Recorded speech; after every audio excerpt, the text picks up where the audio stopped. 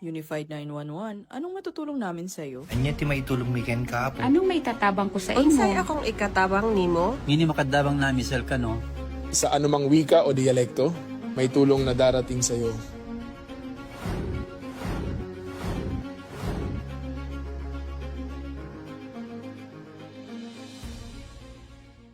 Lilingkod sa bawat Pilipino at magbibigay ng tamang impormasyon para sa tahimik at maayos na Pilipinas. Police News Network, alagad ng batas, tagapagtaguyod ng balitang pulis, sandigan ng mamamayan, patnubay ng katotohanan.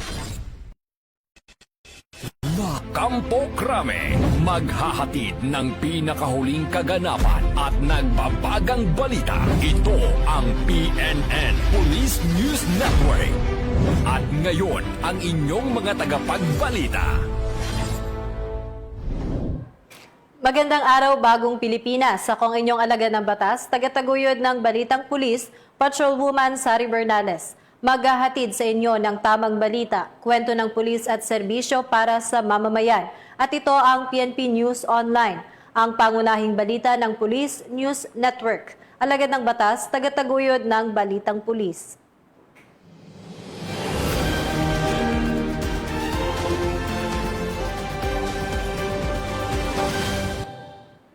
Narito ang mga balitang hatid ng ating PNN correspondents mula sa iba't ibang panig ng bansa.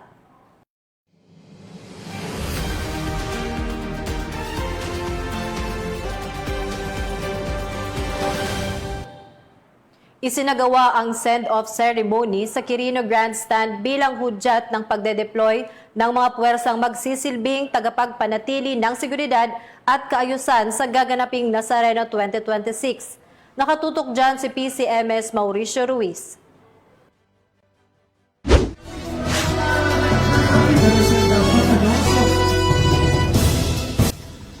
Nagpapasalamat ako sa mga pulis, lahat ng nag-aasikaso kasi tinutulungan nila kaming bumaba, umakyat dun sa Poong Nazareno. Kaya maraming salamat sa kanila. Saludo po kami kay Chief Kelby Natande sa pag-aalalay po sa amin dito ngayon. Saka po kay NCRPO General Abirin. Salamat po sa ating mga kapulisan na nagbabantay. Thank you. Sa ating mga pulis, mga sundalo na nagbabantay ngayon na okay po ang lahat at nairaos naman. Maraming salamat po sa ating mga kapulisan para sa mga nagbabantay lahat ng mga nandito. Mga kapulisan, maraming salamat po. Bantay sa mga medic kanina, dinala ko yung misis ko ron para ma-pursue. Maraming salamat sa mga nagbabantay ng pulis at sundalo. Salamat sa mga nag-aalaga sa amin, sa mga nagbibigay ng tubig at saka sa mga protection ng mga kapulisan. Kalat. Ang basura natin, kailangan natin ipunin sa isang plastic para hindi po magkakalat sila. Una ay gusto kong magpasalamat sa ating mga kababayan na kahit papano ay sinusunod sila yung mga alituntuning inilatag ng ating kapulisan at yung city government ng Manila. Sana ay ituloy natin ito hanggang sa matapos ang translasyon bukas, yung procession. Nang sa ganon ay masisiguro natin na magiging payapa, maayos at matagumpay yung Translation 2026. At of course sa ating kapulisan naman, ang may papayo ko lang ay gampanan natin ang ating sinumpang tungkulin ng may kabanalan. Oo, may mga kababayan natin or devoto dyan na kahit papano may mangilan-ngilan na pasaway, pero just the same, let us observe maximum tolerance. Irespeto natin sila, igalang natin sila, kasi at the end of the day, silang dahilan, kaya andito tayo. Para siguraduhin ligtas sila at para siguraduhin maayos at matagumpay ang translasyon o aktibidad na ito. Sir, hindi lang PNP, maging mga allied forces natin, ang nakipagtulungan sa NCRPO, may nandiyan ang ating mga BGMP, BFP, at ibang mga medical team na voluntary, sir, para din sa seguridad at kaayusan itong 2026, sir. Oo, tama ka dyan. Hindi lang solong PNP ang nakadeploy ngayon. May mga volunteers din tayo or may mga augmentations tayo coming from other government agencies.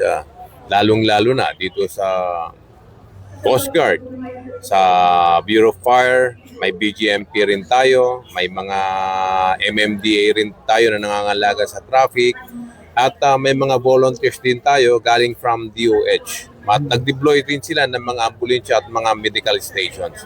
And of course, buhos yung suporta na ibinibigay ng City Government ng Manila sa pangunguna po ng ating butihing mayor na si Mayor Isko Moreno. Ang isa sa ating mga ginawa is nagkaroon tayo ng maagang deployment ng tao. Yung ating crowd management, mas pinaigting natin. Yung ating pagbabantay dun sa mga bawal, yung ating mga ordinansa na dapat ipatupad. Ganon din yung ating mga personnel is mas maayos yung naging briefing natin sa kanila sa kung ano talaga yung kanilang priorities ngayong deployment nila. Sa ating mga kababayan, nagdadalo, lalo na yung mga deboto, alam naman po natin na magiging mahigpit yung ating magsiksikan. So pumunta po tayo kung tayo po ay able. Kung tayo ay may mga nararamdaman, wag na po tayong pumunta, wag na tayo magsama ng mga bata kasi alam natin yung magiging siksikan at syempre yung mga bawal dalhin at nire-remind din natin na yung ordinansa tungkol sa balaklava ay ini-implement dito sa Maynila. So yung pagsusot ng hoodies, mask at yung mga iba pang makakapag-conceal sa identity ay ipinagbabawal. Sa 18,000 mahigit nating i-deploy is yung ating DOH, ganoon din ang MMDA, nandiyan ang Bureau of Fire at siyang Coast Guard at iba pang ahensya na katulong natin para i-secure ang ating Traslasyon 2026. Meron tayong mga augmented forces mula sa Region 3 at Region 4A na nagbigay ng tig 1,500 na personnel nila. Wala pa pong reported na casualty or nasaktan na inire-report po sa akin. Na merong inihanda ang Manila na silungan kung sakasakaling umulan o na nakapila hanggang doon. So sa ating mga kabayan, huwag na lang po tayo magkalat para at least kahit paano ay maging maayos itong grandstand. At saka marami pa rin mga deboto na unti-unti pupunta rito para dito sa Nazareno 2026. Mula po dito sa Quirino Grandstand, lungsod ng Maynila at saka po ng aming Regional Director ng NCRPO, Police Major General Anthony Abirin. Ako po ang inyong Police News Network Correspondent, Police Chief Master Sergeant Mauricio Bonilla Ruiz para sa Traslasyon 2026. Police News Network, alagad ng batas, tagapagtaguyod ng balitang pulis, sandigan ng mamamayan, patnubay ng katotohanan. Maraming salamat PCMS Mauricio Ruiz. 2 dating miyembro ng isang communist terrorist group ang voluntaryong sumuko sa Bulacan 2nd Provincial Mobile Force Company bilang bahagi ng kanilang desisyon na iwan ang armadong pakikibaka at bumalik sa legal na pamumuhay. Nakibalita dyan si Patrolwoman Janice Bulahaw. 2 dating miyembro ng Communist Terrorist Group ang voluntaryong sumuko at nagsuko ng baril sa Bulacan 2nd Provincial Mobile Force Company sa 2nd PMFC Headquarters, Barangay Sampaloc, San Rafael, Bulacan. Kinilala ni Police Major Michael M. Santos, Acting Force Commander ng 2nd PMFC, ang mga nagbalik loob na sina alias Kajaguar, 61 taong gulang at alias Kaklowi, 46 taong gulang, na kapwa sila tricycle driver at residente ng Pandi Village 2, Barangay Mapulang Lupa, Pandi, Bulacan. Batay sa ulat, ang dalawa ay dating kasapi ng NAAC o kadamay. Ang kanilang voluntaryong pagsuko ay naisakatuparan bilang resulta ng patuloy na koordinasyon at pagsisikap ng Bulacan PPO na hikayatin ang mga individual na talikuran ang armadong pakikibaka at piliin ang mapayapang pamumuhay. Sa kanilang pagsuko, voluntaryong isinuko ng mga ito ang isang shotgun na may tatak na Remington, serial number 450141, kasama ang 5 piraso ng bala ng shotgun, na kasalukuyang nasa kustodiya ng kapulisan para sa wastong dokumentasyon at tamang disposisyon. Patuloy na isinusulong ng Bulacan Police Provincial Office sa pamumuno ni Police Colonel Angel L. Garciliano, Provincial Director, ang mga programang naglalayong hikayatin ang iba pang dating miyembro ng mga makakaliwang grupo na magbalik loob, talikuran ang karahasan at makapamuhay ng mapayapa tungo sa isang ligtas at maunlad na komunidad. Mula dito sa gitnang Luzon, ako ang inyong PNN Correspondent, Patrolwoman Janice Bulahaw. Alagad ng batas, tagataguyod ng balitang pulis. Maraming salamat, Patrolwoman Bulahaw. Nananatiling sistemado at organisado ang mga aktibidad kaugnay ng Nazareno 2026 habang patuloy ang pagdating ng mga deboto sa iba't ibang bahagi ng lungsod.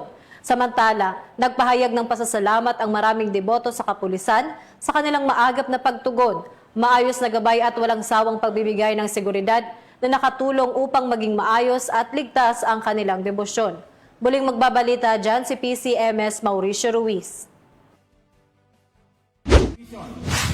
Will test your discipline. Long and gagampanan tungkulin. Parish priest of Quiapo Church. Ligtas at Tayo pala sa Nazareno 2026, anong pinaghandaan ng NCRPO, sir? Well, sa pamamagitan ng maayos na pagpapatupad natin ng kaayusan dito sa Traslasyon 2026, pamumuno ng ating Regional Director ni si Police Major General Anthony Abellada Aberin ay pipilitin o gagawin natin lahat ng ating makakaya para masiguro yung seguridad ng aktibidad na ito. At malaki yung pwersa ang inilagay ng ating kapulisan dahil mayroon ding mga friendly forces or allied forces na tutulong sa atin. Nandyan yung participants or representante galing sa ating 5 district plus yung RMFB, yung ating mga regional headquarters personnel, andyan yung mga Coast Guard, andyan yung MMDA, yung Traffic Bureau ng Manila. So, yun yung ating pinaghandaan. Sir, baka may payo ka sa ating pong mga kababayan na sundin yung ating mga protocols o panuntunan sa ganun ay walang sakitan. O unang-una rito, although hindi naman natin maiwasan talaga na may masasaktan, pero ipairal natin yung disiplina. Kasi bilang deboto, kailangan igalang din natin yung mga kasamaan din natin kasi isipin natin hindi lang tayo. Milyon-milyon ito. So, iwasan yung magkasakitan, iwasan magdala ng mga pinagbabawal para hindi na ito magka-aberya. So sir, baka may payo ka sa ating mga kapulisan na talagang siguraduhin ang kaligtasan o may lumapit sa ating mga kapulisan ay agad itong pagbigyan ng serbisyo publiko, sir? Lahat naman at oras-oras naman, walang masasabing sasayangin natin oras para ito ay pagsilbihan yung ating mamamayan. Kaya lang, yung ating mga mamamayan naman ay konting pangunawa dahil ang kapulisan ay tao lang din, napapagod lang din. Pero ang ating kapulisan dito sa NCRPO ay nandyan pa rin na tutulong at gagawin yung kanyang lahat ng makakaya para masiguro ang seguridad ng mga ganitong aktibidad. Medical team ng RMDO o ng PNP para po sa Traslasyon 2026, sir. Sa ngalan ng aming batihing direktor, si Brigadier General Manalan, nakapaghanda ang health service sa kanilang counterpart na Regional Medical Dental Unit ng NCR. Kasama na rin ang 5 district ng Metro Manila para sa paghahanda para sa Traslasyon 2026 na Nazareno. May mga medical teams tayo mga nakadeploy na nakapwesto sa iba't ibang segments ng procession route. At ganun din, meron din tayong coordination sa Department of Health na kung saan sila ang puno na in charge sa ating medical at evacuation response. Okay doon, yung ating public advisory, matagal na natin itong ipinost sa ating official social media account. Lahat ng tungtungan ginagamit natin para malaman ng ating mga kababayan.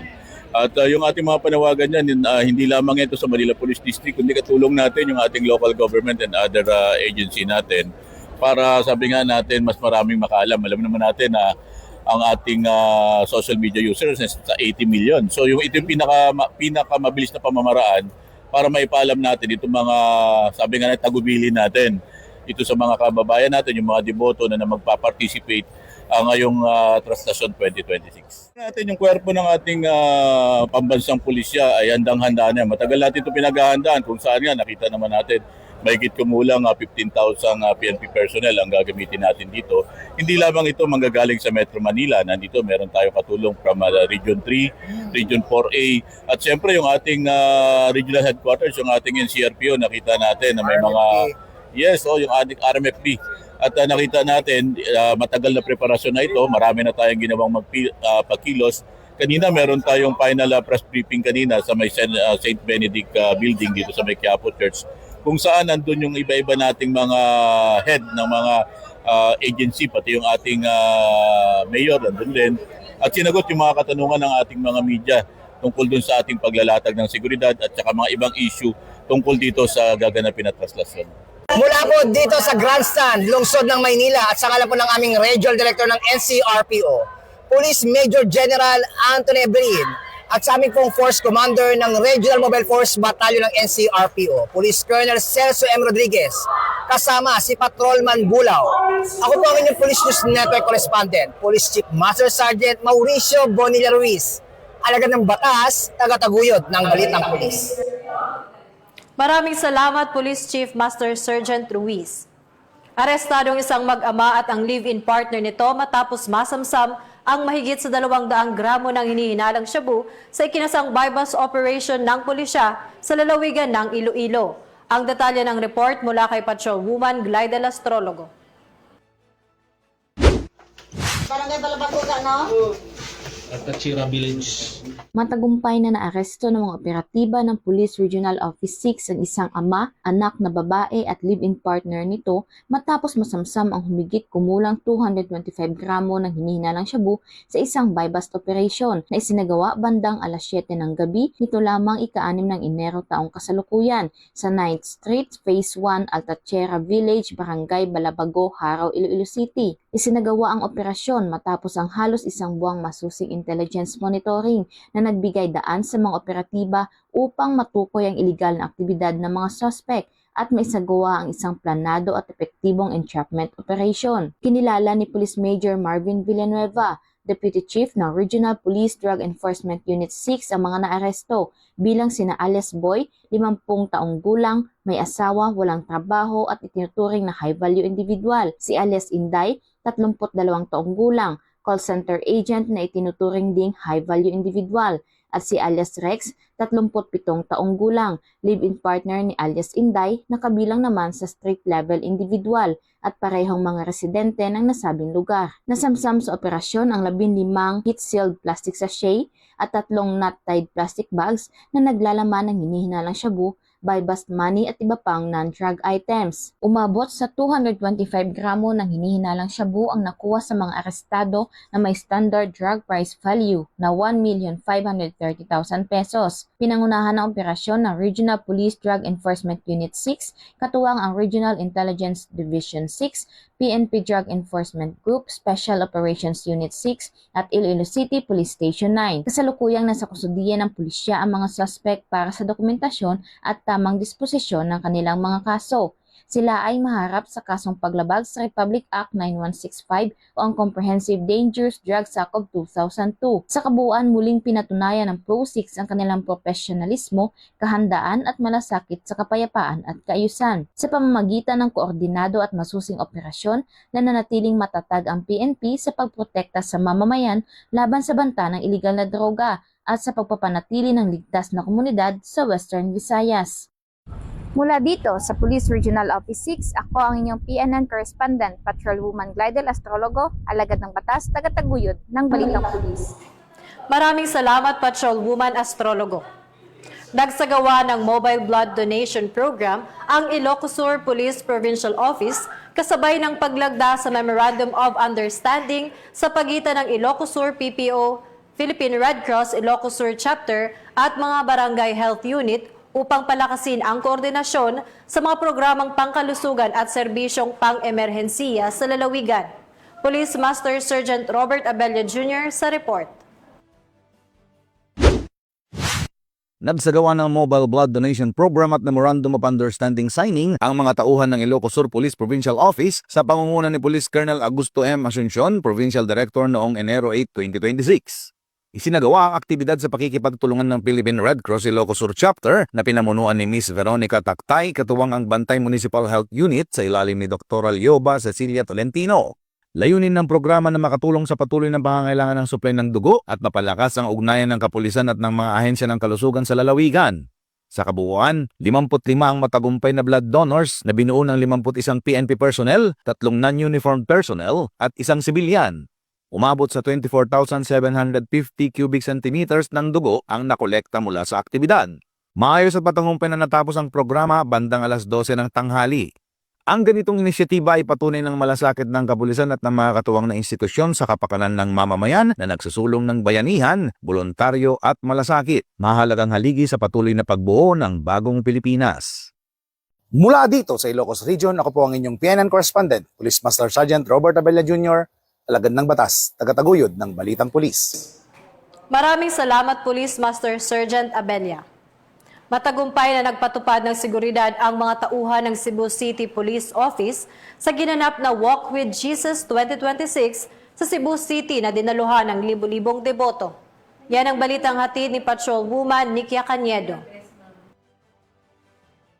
Ni Police Colonel George V. Lianan, Officer in Charge ng Cebu City Police Office, ang pagpapatupad ng seguridad sa gawaing panrelihiyon na ginanap madaling araw ng Enero 8 taong kasalukuyan. Layunin ng security operations na matiyak ang kaligtasan, seguridad at maayos na daloy ng aktibidad na dinaluhan ng maraming deboto. Personal na nagsagawa si Police Colonel Lianan ng roving at on-site inspections sa mga pangunahing ruta at lugar ng aktibidad upang mabantayan ang sitwasyon at agarang matugunan ang anumang concern ng publiko. Nagbigay rin ng karagdagang suporta ang mga personnel mula sa iba't ibang unit ng PNP upang palakasin ang police visibility, crowd management at traffic control sa buong tagal ng aktibidad. Isinagawa ang Walk with Jesus na mapayapa at maayos at walang naitalang anumang hindi kanais-nais na insidente. Muling pinagtibay ng Cebu City Police Office ang kanilang pangako na tiyakin ang kaligtasan ng publiko sa mga malalaking gawaing panrelihiyon at pampublikong aktibidad sa lungsod. Mula dito sa Cebu City Police Office, ako yung Police News Network Correspondent, Patrolwoman Nikia Caniedo, alagad ng batas, tagataguyod ng Balitang Pulis. Maraming salamat Patrolwoman Caniedo. At yan ang mga balitang nakalap ng ating PNN correspondents mula Luzon, Visayas at Mindanao. Sa ngalan ng pamunuan ng Philippine National Police sa pangunguna ni Acting Chief PNP, Police Lieutenant General Jose Melencio Nartates Jr. at sa pamumuno ni President Ferdinand Bongbong Marcos Jr., kami ay maglilingkod sa bawat Pilipino at magbibigay ng tama at balanseng balita.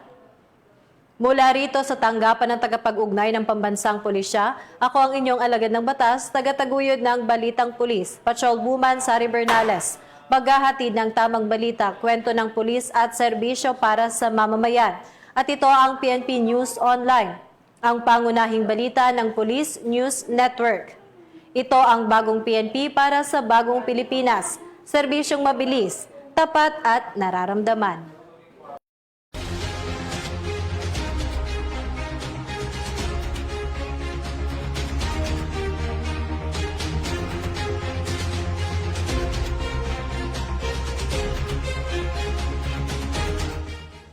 Police News Network, alagad ng batas, tagapagtaguyod ng Balitang Pulis.